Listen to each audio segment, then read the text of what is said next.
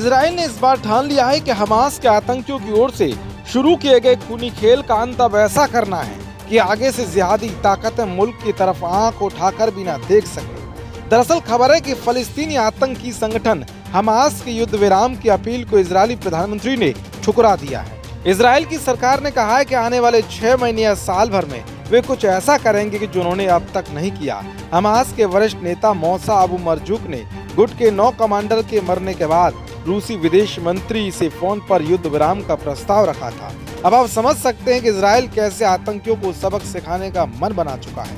Times of Israel की एक report के मुताबिक अबू मरजूक इससे पहले दूसरी टोन में बात कर रहा था। वो हमास का वरिष्ठ नेता है। उसने हालिया इंटरव्यू में कहा था कि यूरोपीय लोगों ने हमसे संपर्क किया और कहा कि हम शॉर्ट रेंज की मिसाइलों को दागना बंद कर दें, वरना वे गाजा के पुनर्निर्माण में भाग नहीं लेंगे।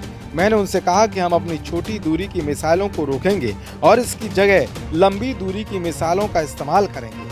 मरजूक के प्रस्ताव के बाद इजरायली सेना ने साफ कहा है कि इस बार वे युद्ध विराम नहीं चाहते। इजरायली सरकार ने भी सीज़फायर से मना करते हुए कहा है कि अभी ये संघर्ष खत्म नहीं होगा।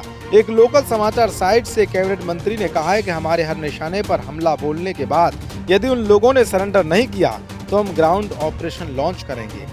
एक रिपोर्ट में इजरायली सेना के खुफिया विभाग से मिले संकेतों के आधार पर बताया गया है कि संघर्ष शुरू होने के बाद से इजराइल पर 1600 से ज्यादा रॉकेट दागे गए। जवाब में गाजा में करीब 600 ठिकानों को इजरायली सेना अब तक निशाना बना चुकी है।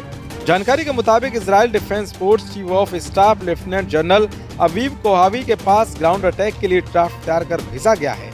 जनरल से मंजूरी मिलने पर इसे नेतन्याहू और उनकी कैबिनेट के पास भेजा जाएगा। दरअसल गाजा में हमले के कारण मरने वालों की संख्या 83 और घायल की संख्या 480 पहुंच गई है और हालात युद्ध जैसे बनते जा रहे हैं। युधिष्ठिर उपाध्याय की रिपोर्ट, पीके न्यूज।